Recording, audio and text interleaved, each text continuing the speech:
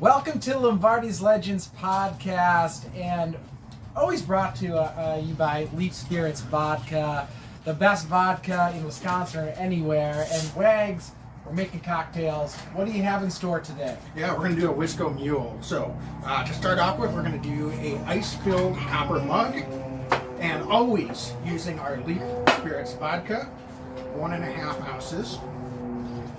And this is a really simple drink. You can do this at any tailgate. And then we're going to do a little splash of Cointreau or Grand Marnier. And then just spill with your favorite ginger beer, about 4 ounces. Garnish with a lime. And even when the kids are screaming in the tailgate, drink tastes delicious. Here you go. Let me try. Anybody who's a parent knows you got to have one once in a while. Go Pack, go. Go back, go.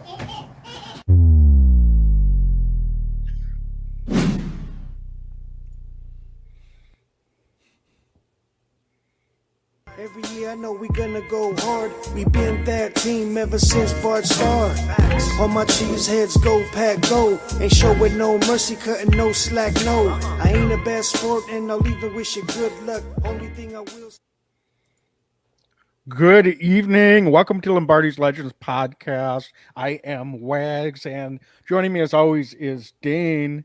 Unfortunately, it's going to be another round of therapy here in our recap session tonight as the Packers dropped another one on the road here in week 7 in Washington, 23-21. And Dane, so we're going to break down the game. We're going to ask some existential questions here. But Packers are in an unfamiliar position, 3-4. And unfortunately, we said coming into this recap that these past 3 weeks, we were thinking was going to be the easiest part of the schedule coming into the season, and we lose 3 in a row. So I already know how you're feeling tonight, so I don't have to ask you that. But Dane, 24 hours later, I guess just going to start with the existential question. What can the Packers do just in a big picture sense? Is the season over? There's a lot of football to be played, but what is your general feeling as this team reaches almost a halfway point below 500? Yeah. Hey, good evening, Wags. So the question does truly become, are they kind of a buyer or seller at this point, right? A lot of folks talk about, the Packers need to go out and get a wide receiver. But, I mean, at this stage in the season, you've got to look at a couple things. The first is any of the free agents out there, namely Odell Beckham. Are the Packers really an appetizing spot for him to go? And I imagine that there's probably some other guys on his short list or locations on his short list at this point. So then the second question becomes, do the Packers truly want to give up draft capital to go get a wide receiver? And I'm not so sure that this team is in position to do so right now. Or are they maybe looking to unload a guy here or there heading into a potential rebuild? Because the way that the Packers look right now, the defense looks good enough. The offense looks nowhere near good enough. And that's not a great place to be 7 games into the year. This is a team that doesn't really have an identity still. And as you said, we're halfway through the year almost. So is the season over? It's getting close to it, but it's not a very good NFC this year. Now, are the Packers true contenders this year? We have not seen anything this year yet to make us suggest that they are contenders. So that's where we're at right now. We're in a bit of a no man's land, and that's not a great place to be because right now we're lacking a little bit of direction. And that's kind of my perspective, big 30,000 foot going in after week 7, losing 3 in a row in what was supposed to be the softest part of our calendar. Yeah, and can't look too far ahead, especially as we've seen the last 3 weeks and how that's gone. Certainly this week is going to be, we knew this would be the hardest game of the season before the season at Buffalo. So odds are stacked against us. And then after that, it's the Lions, the Cowboys, and the Titans on a Thursday night. So, and then the Eagles the following week. So it's, it doesn't get any easier. There's potentially a games that they can win, but not the way they're playing right now. So it's hard to look at that next stretch and see a lot of opportunities unless the Packers start playing a heck of a lot better than they have been. So you're asking the question, are we? I think a lot of people have been saying, well, we need receiver help. We need receiver help. And it sounds like, Dane, you're not necessarily advocating for this, but is it just as likely that we might be sellers as we are buyers? So trade deadline, I believe, is November 1st. I don't know if I would expect to see anything happen here this week, but just to allow ourselves, it's never a thought I like to have, but where would you see the Packers selling off pieces on this team? Because, I'll be honest with you, I don't see a lot of obvious guys that necessarily have tradable value that it would make sense for the Packers too. But who are some pieces that you think we should be watching potentially over the next week? I mean, I'd have to look a little, closer. It's something I can't stomach thinking about too much, but off the top of my head, somebody like a Robert Tonyan. It's a league that's thin on tight ends. He's got a low cost. He's a 1-year guy. So if you're a competitive team looking for tight end help, most teams are right now. I think Tonyan would be a prime example of a guy where the Packers could potentially trade off. And again, I haven't put too much thought into this because it's kind of painful to think about those types of things. But offensively, he's probably the number one guy I would target off the top of my head. Okay. So we're not looking at, we're not going to be trading any guys that we would be expecting to get high-end picks from. It would just be more on the fringes. Not that Robert Tonyan is a fringe guy, but the reality is, I think we'd be lucky to get a 5th-round pick. One year tight end, half a year tight end rental, right? I mean, I don't even know if we would get that, but maybe. Right. Like that's kind of the reality. Is we're not probably. I don't see us, selling the farm.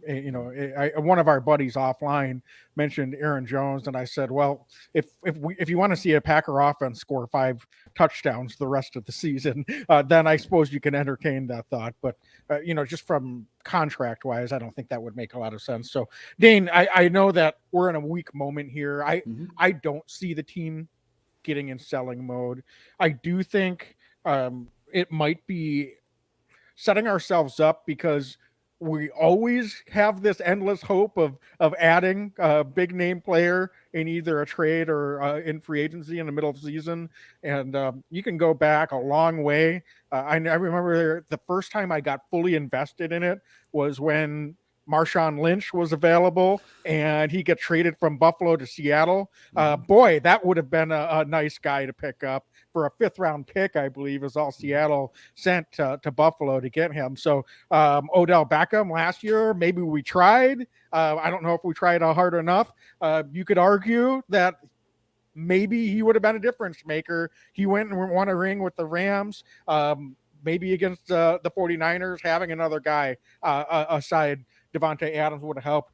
We don't know. But right now, this team has fundamental issues that goes beyond, adding another talented receiver or another, talented D lineman or whatever you want to do to try to upgrade this roster. Because I honestly, the talent, obviously at wide receiver, we've got some depth issues now with some injuries on top of probably not the highest level talent to begin with. But it's not necessarily to me a personnel issue right now. The existential thing that I think we've been talking a lot about is identity, and we're just fighting against ourselves. Mm-hmm. And, we're trying to make things work and figure things out. And it's week 7. And these are things we should have sorted out in the preseason in week 1.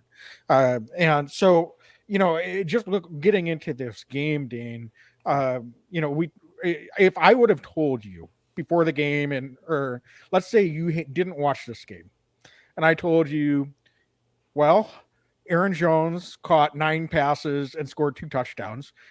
The Packers were up 14-3 after the first quarter and we got a defensive pick 6. How much would have you said we would have won by? No, right. I mean, the odds are, I'd say 95% chance this Packer team wins, and they're running away with it too. Rolling early, and of course, I mean, look what actually happened, right? Yeah, but the thing is that when you're bad at something, when you have a bad unit, it's just like last year with the special teams.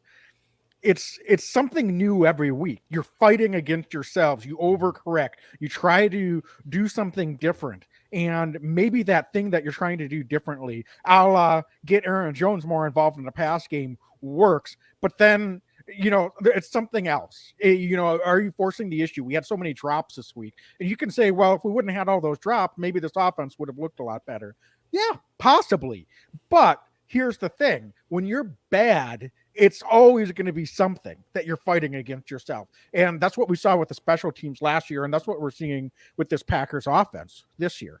And special teams, again, honestly, we've got an Amari Rodgers problem. Outside of that, I thought the special teams was fine yesterday. They were, I can't just, brush it under the rug. Because it was a problem yesterday. But, for the most part, coverages were fine. I thought Pat O'Donnell was good. Everything looked fine special teams wise from my eyes. But, again, now here we are, week 7. We said before the season, why aren't we bringing in another return man to compete and take reps in the preseason with Amari Rodgers? And now we're in week 7 and we're going on Twitter and seeing that Amari Rodgers has as many receptions as he has fumbles after fumbling the ball on another it's punt. Pretty bad. Yeah, in his career. So, well, he got one ahead now because he got a couple of receptions yesterday. But Dane, I mean, so these are the things that I think we're all frustrated by, is that lack of identity, that lack of sense of urgency and accountability. Unfortunately, I think our coaching staff is getting, severely outcoached. And it kind of goes back to, you go back a few weeks. We were able to escape that New England game, but the great Bill Belichick, did he expose some things? And that's the problem with having some of those types of games on your schedule, is that can really make things difficult for the next few weeks unless you make adjustments and play better. And unfortunately, we haven't had a offensive group that's been able to make the right adjustments and play better. And that's why we keep seeing these frustrating results. Yeah. So I just have to say it right away. $50 million man, Aaron Rodgers, has not looked sharp this year. The stats, throw the stats out from yesterday. Anybody who watched the game, the stats make it look like a far more impressive performance than it ended up being. I mean, I think Aaron had 46 yards passing in the first half, which is absolutely unacceptable. Yes, there were drops, and we see, Natasha saying we don't. I'm not buying. We don't have a wide receiver problem. We absolutely have a wide receiver problem. I agree. We have a wide receiver problem. A major wide receiver problem. We also have a quarterback problem right now. Aaron has not looked like the Aaron Rodgers that I think that we all expect. I think he's forcing it too much. The decision making has not been anywhere near where it needs to be. He's been hopping passes there, even late in the game. Wags the Romeo Dobbs. Wide open, he could have almost handed him the ball. I mean, I'm speaking a bit in hyperbole, but it's right there. I think you and I maybe could have gotten it to him once in a while with where he was at on the field. And, after the play, Rodgers, maybe rightfully mad, maybe not, was saying, what are you doing? But the reality is he's wide open. You can hit him and it's a first down. And Rodgers hasn't looked sharp. He hasn't even looked relatively sharp. He was outplayed yesterday by Heineke, who that's just not acceptable at this stage in the game. And that's been a huge anchor to this offense, is we do have a quarterback problem in addition to the wide receiver problem. So I have to say it's very frustrating to say Rodgers is my favorite player ever. But this has been a very bad year for Aaron Rodgers. This if he doesn't have Rodgers and the cred at the end of his name, and he's a second-year quarterback, he might not be starting next week. He's been this bad. So it's a problem at this point for me. Yeah, it's the long passes, and he had guys wide open yesterday. And I mean, it says it all when Sammy Watkins draws a pass interference, and yeah, maybe he let up a little bit after he drew that contact, but they pick up the flag because Aaron can't get it within 20 yards of him. Right. And it's so like, my goodness. I mean, that just says it all. That's dumbfounding. Earlier, Romeo Dobbs on a rollout wide open, and Aaron overshot him by 10 yards. So it's not that he's having to force the ball into such tight windows that it's not giving this offense a chance. I don't see that at all. I agree with you, Dane, and it's a little bit befuddling because we had the protection yesterday, so that kind of leads into some silver linings. Yeah, we talk about the reshuffling of this offensive line, even with the last minute scratch of David Bakhtiari. This offensive line, that was another thing that I could have told you on the stat wise. Aaron Rodgers didn't get sacked. He didn't get pressured, and he got one quarterback hurry and 35 pass attempts. And he was extremely inefficient passing the ball. We were 0 for 6 on third down. And yeah, we had a lot of drops, but I'm going to tell you, Dane, it was not rhythm throws. There was Romeo Dobbs had a tough day, yes, in some respects, but quite honestly, a few of his targets, he wasn't really put in the best position to be successful. One of them that you referenced, the ball got thrown at his feet, and he's doing kind of a crossing route.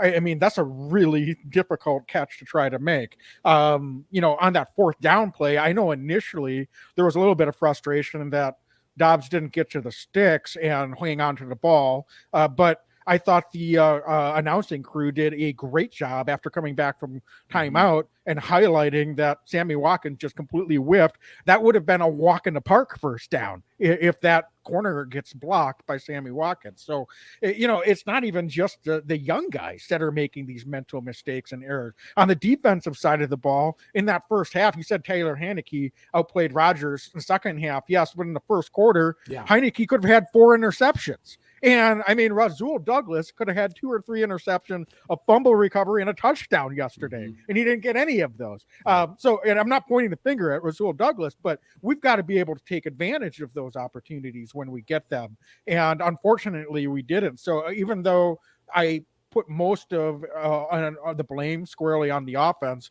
for most of these last 3 losses, to be honest with you, the defense hasn't been lights out, but they've certainly, as you said, played good enough for us to win these ball games. And it doesn't help. It doesn't help when the offense can't convert a first down and hold on to the ball and put the drive together, and the defense is having to be out there for 35 to 38 minutes. Offense runs 47 plays, the other team runs 74. I mean, it's just it's a crazy ass for this defense when we're putting them in those situations time and time again, and so it's really hard for me to be too hard on this defense. I thought they held it together as well as you could expect in an NFL game. Yeah, I mean, Wags, I think I saw a stat that the defense had to be out there for 11-minute plus drives twice in that game. I mean, that's just not fair to put those guys back out there time and again. You've got to think you're a defender out there and the offense stalls again. At a certain point, they're looking at each other like, are you kidding me, man? I got to go back out there and get after it again. Yeah, I can't even get a minute to just catch breath and get a glass of water. I mean, to your point, it's unrealistic. Now, I do see some chatter in the comments about some of the highlights, right? And I think you mentioned maybe one of the silver linings, and Natasha said it too in our comment line. Zach Tom played really good ball, I thought, yesterday. First NFL start at left tackle. But Wags, cohesively as a unit, it wasn't the best day we've seen out of a Packer offensive line, but this calendar year, this is the best we've seen this Packer offensive line perform, and that's without David Bakhtiari. They looked good. They looked fast. They looked like they had a different attitude a little bit too, and I liked that about them. Yeah, and we can't say that the coaching staff never makes adjustments because that was a major reshuffling yesterday. But the fact is, we were just much stronger up the middle. And I thought, you're right. It was more of an attitude across the board. I like what they did, though. Because at first it's like, well, scratching your head at first glance, why did we move the guys that were on the left side over to the right side and then start Zach Tom his first start at left tackle? Well, clearly the plan all week was for David Bakhtiari to be at left tackle, and this was going to be the group. And so, as Zach Tom, I saw, didn't know he was starting until Saturday. So it's just an interesting thing for that to happen. He just played, great ball. So it was unplanned in the respect of David Bakhtiari getting scratched, but I like that they stuck to the plan. And honestly, they had more cohesiveness. I think having Elton Jenkins back inside makes a significant difference. John Runyon Jr., I'll give him a lot of credit, hasn't played right guard, moved over, and collectively having Jenkins and Myers and John Runyon Jr. in there in the interior, and Royce Newman moving into a backup role just strengthened this offensive line significantly. So that is definitely a silver lining that I think that we can take away moving forward. Now, unfortunately, it doesn't erase the fact that we lost yesterday and that we are now 3-4 and we've got a difficult part of our schedule coming up. But it's something that hopefully can start to build some cohesiveness and an identity. And who knows, maybe the Packers can turn things around to the extent that they can get a surprise win to offset some of these surprise losses that they've had. And Wags, staying on the O-line for just another second, we're talking about a team that collectively it seems like there's always some kind of letdown somewhere. And it was good to see you've got 5 guys up front all working together with one common goal. And that's really important when, and I'm not talking just specifically offensive line. We've seen breakdowns across the board with this team throughout the year. So to see these 5 kind of get after it yesterday and have a bit of a chip on their shoulder, I saw more fire out of the offensive line this last week than I have all year. They seem like they had that attitude. Maybe it starts there. It starts with that offensive line and we can build off that. So I was really pleased to see that. Yeah. And that makes it all the more befuddling that we got away from trying to run the ball in the second and third quarter. Now, okay, is it the chicken or the egg? Can we not get a first down? Is that why we weren't running? Or if we ran more, could we get more first downs? That's like the ultimate question right now, and it's a bit rhetorical, but I kind of tend to side to if we ran the ball more, maybe we'd move the chains and get that rhythm going. And that's what I would have really liked to see, because I couldn't have been more pleased with the way that the offense looked in those first 2 series. Now, granted, Alan Lazard had a drop on third down in the first series and they had to punt the ball, but I thought that we really showed a rhythm and the eye test to me in that first series, I thought they were going to go down and score, and so maybe they would have if Lazard wouldn't have dropped that ball. Second series, they kept up right where they left off. Aaron Jones gets 7 touches in the first quarter, and then quarters 2 and 3 he kind of disappears again, and he got involved again in the fourth quarter. Now, some folks are going to say, I saw, Ryan Wood on Twitter, Packer beat writer, was trying to make the point that Aaron Jones, if you look at the percentage of touches to the number of plays the Packers ran, his number of touches were really high. I mean, it was almost 40%. So that's pretty absurd. So you can't claim that Aaron Jones didn't get enough touches again. However, I will still go back to the chicken or the egg theory of, had we gotten him more touches in that second and third quarter, would have we got more first downs, more plays? So Dane, I'm going to kick that over to you. What do you think about that? Because I know we can't answer the question, but I'm curious what your thoughts are as well. Yeah, I mean, we've been advocating for it. I think yesterday, even in the game, I was going off on Twitter a little bit because there were moments where, Jones has these touches and he looks like, okay, we've got a hot hand now. And then they go right to a pass and they mix in A.J. Dillon. And I'm kind of just like, what are we doing? Like, just ride the hand. Aaron Jones is fine. He's not, sucking wind over there. You can tell he just wants to keep moving. So at a certain point, it's like, how about we don't outsmart ourselves and just do it until they stop us? And we seem to have a penchant for just going away from it because we think that it's the smart decision to do, instead of just beating them down into submission, running the football. Other teams have done it to the Packers defense over the years in the run game. They just stuck to it. And the Packers, for whatever reason, under Matt LaFleur, they seem to want to go to something else and try to like play the game of trickery instead of just doing what works until it's stopped. And I don't understand that. It's simple.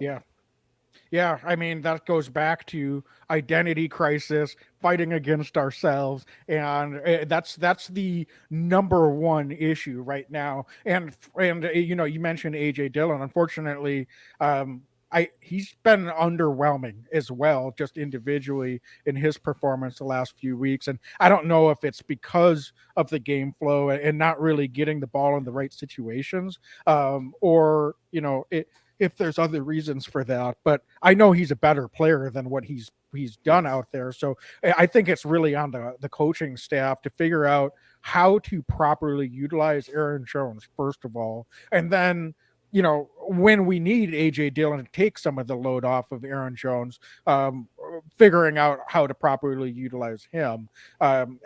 You've been saying enough with this balance every other type situation. He gets a touch, I get a touch. I don't think that's serving either of them very well. It's not serving the team very well. So that is something that hopefully they'll continue to fix as we move forward as well. Dane, I think we need to take a break. Right before we take a break, and we've got awesome chatter tonight in the comments. We love you guys. We're reading all of this and appreciate that. I saw some comments about the 3rd and 4th and short stuff, and I have to get it off my chest. That 4th and 1 drove me absolutely bonkers. The Packers are running the ball extremely well, and then they go to that 4th and 1. Hey, Shadid, what's up? And we go to that 4th and 1 and throw that ball to Romeo Doubs, and I hated that play in that situation because I thought that Washington was on their heels, and even if they knew that we were running the ball up the middle, I don't think they were stopping it on that 4th and 1. We had the momentum. I think we were going to blow them off the line. So I just didn't understand it. It drove me absolutely bonkers. And I'm not sure if do you disagree with me? Obviously it didn't work out big picture, but my gosh, that was frustrating. I don't care if it's AJ Dillon or Aaron Jones. One of those guys is going to get you half a yard and a first down. I hate it when LaFleur calls a run up the middle on 3rd or 4th and short. So I have a hard time agreeing with you. Like, I don't disagree with you in principle. We do need to run the ball. I don't like to just run it up the middle thing. It seems like that has failed a lot over the LaFleur tenure. It's hard because honestly, I think that was a pretty good play call. If you look at it, they just didn't execute. And that's what it comes down to. No, go ahead. You know, and you can go and talk about the execution. If Sammy Watkins lays his block, you know, Romeo Doubs, you know, that's an easy first down and perhaps a pretty big gain. So yeah, maybe you're getting a little too creative for an offense that's struggling. I think that I could get on board with. Like, you know, Aaron Rodgers comes into the game saying we need to simplify, and a guy that's new to the team and has been on the IR the last 4 weeks has to go on and execute on a, you know, not a difficult play, but maybe not one that he's been practicing a lot, and it didn't work out. So is that part of the overthinking process? So that part I definitely agree with you. It's, you know, it's just one of those things, Dane, that you can pick apart the play calling all you want. I know that normally in a functioning offense, you want to have some unpredictability. Throwing the ball on 1st and 2nd down is normally a more effective and more efficient way to run an offense in the NFL. But unfortunately, because teams are daring us to do that and they're playing coverage and we're not getting the right sync, we've got to change something. So from that standpoint, I'm definitely all aboard the let's just run the ball until the defense stops us train. Yeah, and Natasha saying 4th and 1, you put Rodgers in a shotgun with a 240-pound bowling ball behind him. Are the Packers allergic to getting underneath the center and just pounding the rock? I get there's a time and place for shotgun run the ball, but my gosh, that seems to be our base set these days, and it just drives me bonkers. Maybe I'm just frustrated. Get off my lawn, Wags, but I am not happy about what's happening right now. Yeah, I agree. Well, I think that's a good point to take a break. So, folks, stick with us here, but we're going to take a quick break and talk about our sponsor, DraftKings Sportsbook. So, imagine Mason Crosby lining up for an onside kick. We really would have liked to see that yesterday. Chance of regaining possession may have been slim, but the stakes are high. Tension is higher. Packers have lost 2 games in a row. Your pulse is racing. He kicks it. You watch this as the ball lands, and then every day feels this way with DraftKings Sportsbook. So DraftKings right now is offering some unbeatable offers. Any $5 bet, and you can get $200 in free bets if your team wins. Wags, check it out. In addition to the usual bets, because they're always usual here, everyone can boost their winnings with DraftKings stepped up same game parlays. And I'll tell you what, man, going into tonight, I know Chicago Bears are playing New England. I'll always bet against the Bears every time I can because, they're the Bears. And I wouldn't trust them as far as I can.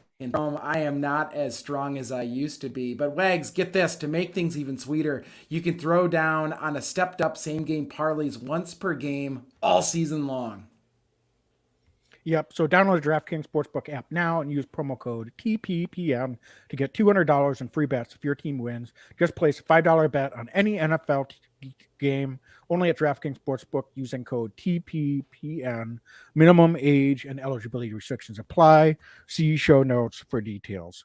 All right. So, Dane, I think coming back, honestly, I don't know if there's anything else you want to cover on the offense. We kind of touched on the defense a little bit. The one thing that I really wanted to hit on the defense before we talk about Amari Rodgers a little bit more in the special teams is Jair Alexander, I think, has played overall, really good football in the last few weeks. He's really gotten unleashed. Yesterday, I know he got beat for the long touchdown by Terry McLaurin. What do you think happened on that last series, though, for Washington? I know Taylor Haneke, the last one, he just chucked it up in the air. It was a flying duck. I thought that they were really lucky. But was there a focus issue there? Jair also could have knocked McLaurin out of bounds to stop the clock before the 2-minute warning. And McLaurin just fought him, and there was almost like he just had more desire. And so I don't want to call Jair out. I don't think that's a situation that we would see happen very often. He went through the first 2.5 quarters, honestly, basically shutting McLaurin down. Right. But unfortunately, he got what he asked for, and late in the game, McLaurin was able to beat Jair and was really instrumental in icing this game. So just kind of curious your thoughts on that, because again, I that's going to happen, but I just felt like there were a couple of situations there that Jair, for whatever reason, just didn't have the high level play that he normally does on just a couple of those specific plays. So yeah. Dane, what would you attribute that to? And do you think that we just stick with it and that's just, it's a good wide receiver beating a good cornerback and that'll happen occasionally? Or was there just a little bit of a lack of finishing things and staying mentally sharp as the game unfolded there at the end? I'll tell you what, I will say that I think it's more the former than the latter. McLaurin's a good receiver, man. He was the guy that when Devontae left and there was talk about the Packers trading for kind of a top line wideout in the offseason, McLaurin was the guy that we talked about on this podcast that I circled as the guy I wanted. I think he's a little under the radar nationally because the quarterback play in Washington's been pretty bad the last few years. But even with poor quarterback play, doesn't matter who the quarterback is. McLaurin can ball, man. He's a really, really good wide receiver. And I think that we got a dose of why I think he's so good yesterday. He makes plays. There's a reason he got paid the way he did. I just think he's really good. And Wags, I said it the week before too. The Packers kind of got gutted late. I don't mind it if they're going to be aggressive. I like that Jair's on their best receiver. And yeah, he's going to get beat sometimes. If we're playing man-to-man, the quarterback's going to take a shot once in a while against Jair. That's just going to happen. Sometimes he's going to beat, but I think more often than not, Jaire's going to make that play. So grand scheme of things, honestly, yeah, it sucks. We lost. It went the wrong way. It went south. But I'd much rather that than us sitting on our heels, letting them gut us all the way down the field. I like that we were out there trying to make a play, daring them to make a play. They just happened to beat us. But I'll accept that, because I think more often than not, Jair Alexander's going to make that play for us, especially in big games when we need him down the road. Yeah, and I agree with you. I was just asking the question. No, so I don't think shoot it's the important to messenger. ask that, because I think some people are going to get on the corner, right? And some guys Yeah. are going to, knock Jair, but like cornerback more than any other position, you've got to have a short memory, because you're going to get picked on, and some days you're just going to have a bad day. I don't think Jair had a bad day. He played really well. It just, unfortunately, big moment, got beat by a really good wide receiver, but that's going to happen. Well, sometimes. and Heineke is, he's not a great quarterback. Don't make no bones about it. But he is a gunslinger. He channels his inner Brett Favre, his idol, right? I mean, like some of those balls he was throwing up, literally, we could have gotten 4 or 5 interceptions yesterday. And on that touchdown that McLaurin, it was a good throw and catch, but Jair was draped all over him. I mean, so it couldn't have been better coverage, to be honest. And that last throw, I mean, that was just so lucky. That's just so frustrating. That's like in a baseball game when someone pops up, and bases are loaded, and 4 guys are circling, and not one of them can get under the ball to get the out. That's like that. That was what that catch reminded me of. You do that play over 10 times, and I don't think that gets completed 9 of those times. So, it's frustrating, I realize, but I completely agree. So, Dane, I don't know is there anything else that you want to touch on defensively? Campbell looked good. I thought Campbell looked like the guy that we had last year. That was the best game of his year so far.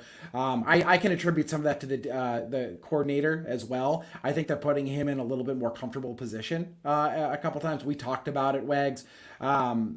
Getting him out there as the lone inside linebacker a little bit more, and just mixing him in and doing that, and he's popping off the field a little bit more. So I was excited to see that. I thought Rashawn Gary didn't have the best game against the run, but again, just a motor. And gets after the quarterback in a fury. And then I'll also say JJ Enagbare, Wags. Another sack for the young guy, and that's big. If we can find another young pass rusher that even in spot play can make a play here and there, that's 2 weeks in a row that Enagbare, I think, jumped off the screen a couple of times in the pass rush. That's huge for us. So I don't want to overshadow that either, because that was very good to see him play ball that way. Yeah, I mean, the one thing about the defense yesterday, there were so many just the ball just didn't bounce our way enough times. There were so many opportunities that could have gone our way. You mentioned Enagbare almost got a strip sack as well. Unfortunately, Heineke was able to just somehow lurch his arm forward, and it was an incomplete pass. And Rasul Douglas, he would like to have the difference that in the game over. right there, I think. Honestly, like, I feel really good about the fact that I called that he was going to have lots of opportunity to get his hands on the ball, but Rasul, take advantage of it. And I know the fumble wasn't his fault. No. We get the penalty, call it back, but like, oh man, he should have had at least 2 interceptions in that first half. So anyway, Dane, before we wrap up and hit on our Leap Spirits Players of the Week, I got to throw it over to you. What do the Packers do here with a punt return? Because honestly, I am going to tear my hair out if I see any more of Amari Rodgers back there. Yeah, I think it's done. I think the Amari Rodgers experiment should be done. I think it probably should have been a couple weeks ago. I hate calling for a guy's job. I really do. It's not my thing. I don't like. Should have been done last year. It probably should have been done last year. And he's a 3rd round pick, but I don't care. It's time to move on. I think Bill Belichick's a good example of a guy who, over the years, didn't care about draft, but to pick. It's like, who's performing? Let's just keep those guys around. And unfortunately, Amari Rodgers, you can't put the ball on the ground the amount of times that he's put the ball on the ground over the course of a very young career and expect to be worked in. I think offensively, he's had a hard time getting on the field. He's been pulled out of kick return duties. And now punt return yet again puts the ball on the ground. I'm not comfortable with him back there at all. Overall, special teams, Wags, I think has been pretty solid this year outside of a couple blocks that last week. But I mean, Mari Rogers has been the one glaring issue that we're seeing. And the biggest challenge, I think, if you're the Packers, is who do you replace him with? The backup would have been probably Randall Cobb. Shannon Sullivan's in Minnesota. We don't really have a logical punt returner, so perhaps he's no longer on this team and the Packers are looking off the free agent market for somebody who has some experience returning punts, unless they have another in-house candidate that we're not fully aware of. But Amari Rogers, we saw the figure, 5 catches, 5 fumbles. I think he now has 6 catches and 5 fumbles in his career. That's just not going to cut it, and it's a production league, and unfortunately for him, he just hasn't been able to produce. Yeah, I don't want to beat a dead horse, but it was just malpractice that this front office and coaching staff didn't bring someone in preseason to compete for that job. You mentioned Romeo Doubs as a potential possibility, but to my knowledge, he hasn't gotten any reps back there. I believe he did return punts in college at Nevada. So it makes me a little bit nervous with his hands, though, because he's not been the most solid holding on to the football either. So, I wouldn't want to ruin Dobbs's confidence because although he's been a little inconsistent like you would expect as a receiver, unless he's clearly the right man for the job. I don't know if I'd want to go in that direction at this point. Honestly, we bought David Moore off the street. I don't know what he's doing right now, but there's got to be guys on the street that can do that job. And if all Amari Rogers is doing on the roster is doing that job and he's not doing it well, and you've made this point, then why not waste a roster spot on a guy that all he does is return punts, and maybe he could return kicks as well. So, they need to be aggressive in addressing that. I'm quite honestly, the lack of accountability in some of these things is just baffling. And that's also sending the wrong message to the team and to the fans and to the rest of the organization. Yes. So yeah, you're right. I know Goody doesn't want to admit defeat on a young player that they invested a higher pick with, but the guy just doesn't have it. I'm sorry. I hate to, just call someone out and call for the job too, but we've seen enough at this point. He's been playing in the league long enough. He can't return punts, and he's not good enough to get on the field as a wide receiver. It's time to move on. So, Dane, I think that leads us to players of the week. And I know it's been hard to do this segment, brought to you by Leap Spirits. Leap Spirits, of course, has a commemorative bottle commemorating Leroy Butler being enshrined into the NFL Hall of Fame. Leroy Butler, of course, is one of the co-founders of Leap Vodka. So, folks, go to leapspirits.com and click on Find Leap Spirits to find Leap Spirits or Leap and Lemonade in a retail store or restaurant near you, only in Wisconsin. So, Dane, I'm going to kick it over to you first. I'll let you, I'm not going to name a side of the ball. I'm just going to let you randomly select who you're going to nominate first for Leap Spirits Player of the Week. I mean, it's not every day I select an offensive lineman. I'm going to say Zach Tom. Getting a start at left tackle, I thought the offensive line, he's holding this for the entire offensive line, but if we're going to name one guy, my Leap Spirits offensive player of week 7 is going to be Zach Tom. Played really well at left tackle, had really high grades, but more importantly than the grading, which I think can be skewed at times, he passed the eye test. He had some help. I don't care. He played really good football, Wags, and if they can find another guy to help solidify this offensive line, it's the best they've looked all year, and I think Zach Tom was a big part of it, especially coming in that spot start. I don't know if I can name anybody else, and I think he'll carry the torch for the entire offensive line this week. Yeah, I think Aaron Jones is maybe a honorable mention at worst, but yeah, I'd be fine with Zach Tom. I nominated the offensive line as an X factor. I know. And I thought they were up to the task, the offensive line as a whole, coming off one of the worst offensive line performances that I've seen as a Packer fan in my lifetime, honestly. And they played, I thought, really well. We didn't get the the big runs, obviously, yesterday, but we only ran the ball 12 times. So it's hard to say whether we gave Jones and Dillon enough touches in the run game. And again, I know all the reasons for that. You got to get first downs, but nonetheless, they kept Aaron Rodgers clean. He was barely touched all day, and I thought they were opening up holes when they did get some opportunities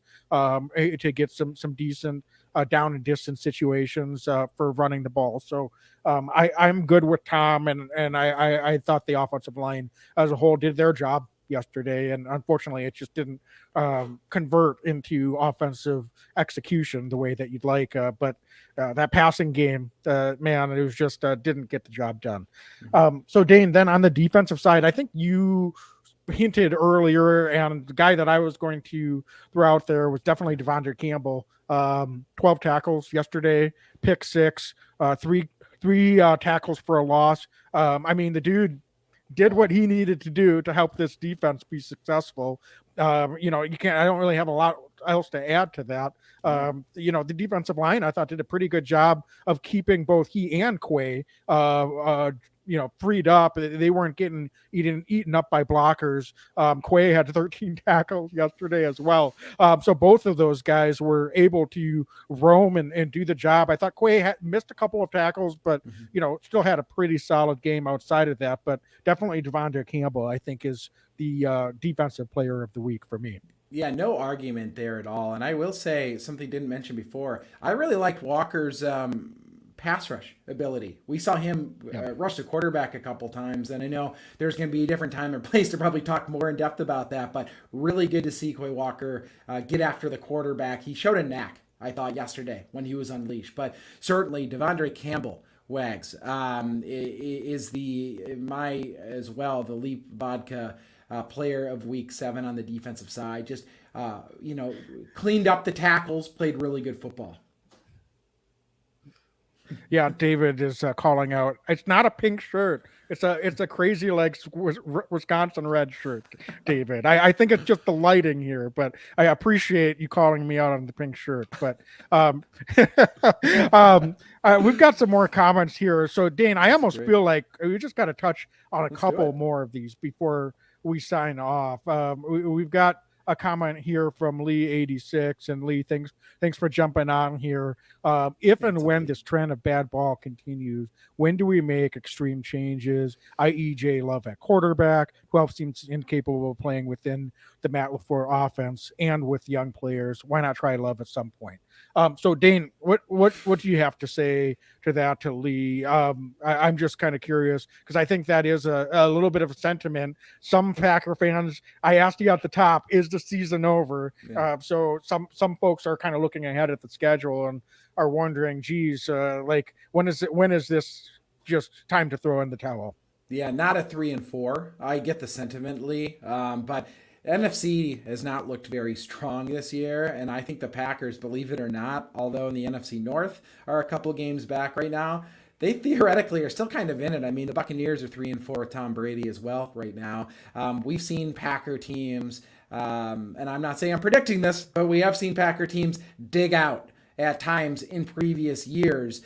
So I think that once mathematically eliminated and some of that other stuff, we'll probably have that discussion, but that's a ways away at this point. So I would say, we're talking a ways down the road, because some things you just don't really come back from. And, maybe benching Aaron Rodgers for an extended period of time may end his time in Green Bay. So I just don't see that as happening in the near future. Yeah, I mean, I did say maybe we should have traded Rodgers last March, and I stand by that, by the way. Maybe we should have. We would have had $50 million more in cap space, a bunch of draft picks, but not in the middle of the season. I think, you got to stick with the team. That's not sending the right message to the locker room at this point. So I understand the question, Lee. So certainly not getting on you for asking the question, but I don't think we're at that point either. Not yet. I mean, look, even, there's a lot of football left. I mean, I don't expect I'm not going to pick the Packers to beat Buffalo this week. I'll be honest with you. I always root and expect think the Packers are going to win, but this will be a hard one to kind of get my hands wrapped around. But you know what? No one thought the Packers had any chance going to Arizona last year. We were down on like half our wide receiver core, and we've seen this in years past. Something about everyone betting against Aaron Rodgers seems to bring out the best in him. And I don't know if it's going to happen this season, but I will say this. I'm not going to count him out. Not yet.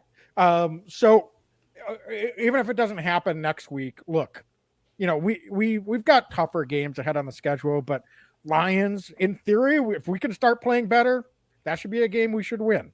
The way we're playing now, probably not. But in theory, that should be a game we should win. The Cowboys, they've looked pretty good defensively, but we've got some opportunities here. They're not world beaters offensively either.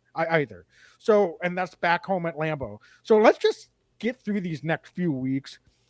Give this team a shot. Let's be fans and root for them optimistically, even though they're not giving us a lot to hope for right now. And you never know. We've seen this story unfold before where we've counted Packers out and counted Aaron Rodgers out, and somehow they've surprised a lot of people and dug and clawed their way out of it and made it happen. So maybe this is a year we just want to find our way into the playoffs at 9-8 somehow, some way. And who knows? Maybe by then we're playing our best football of the year. That's 2 months from now. A lot can happen in that time. So am I predicting that to happen? Not yet, but let's not discount it at this point either. So maybe I've got my green. Yeah, maybe I've got my green and gold colored glasses on right now. I don't know, Dan. No, this is good. Now I'm hyped up. You're telling me we're going to the playoffs, Wags? Let's do this. David Henderson. Guys, if we take an L versus Buffalo, how more likely do we go after a wide receiver via trade to help with the vertical passing game? David, it's a good question. It's one that the Packers are going to need to determine if they think that they're a receiver away from maybe making the playoffs. And do they want to give up draft capital to go get a wide receiver? Or do they determine maybe they're more than a wide out away from the playoffs and they just kind of hunker down and want to keep as much draft capital as they can? So I think that remains to be seen, whether they win or lose this week. How realistic do they think that they are, close enough to being competitive that they need to be able to go out and use a draft pick? Yeah. But that is a great question. At that point, you're looking at the record and you're thinking, going back to your question earlier in the podcast, Dan, are we really buyers or are we sellers? And so, if you're looking at 3-5, it's hard to think that, okay, to your point, are we a player away? But maybe that's the adjustment we need. It's one of those situations where the injuries might make that decision for us. We might need to just go out and get a guy or two just because the depth is getting tested, let alone the talent overall in the wide receiver room. So we'll have to hang on and see what happens there. All right. Dean, anything else that you want to touch on before we sign off? This is awesome. You guys are great joining us tonight. We started getting Facebook Lives right before the season, really. But you can always find our podcast on any Apple Podcast, Spotify, wherever you get your pods. Please rate us, like us, tell your friends. But it's really been a fun experiment, Wags, for us to be able to jump on and see comments and have you all. We see you coming back week in and week out. We love you for that. Even in the losses, you guys are sticking around, so we really appreciate that. True fans here. Yeah, group therapy here. That's right. What I always say. So echo that sentiment. We'll be back on Thursday night, 7:30, to preview that Buffalo game. So, folks, thanks again so much for joining us. As always, be legendary and go Pack, go. Every year I know we gonna go hard. We been that team ever since Bart started. All my cheese heads go Pack go. Ain't showing no mercy, cutting no slack, no. I ain't a bad sport and I'll even wish you good luck. Only thing I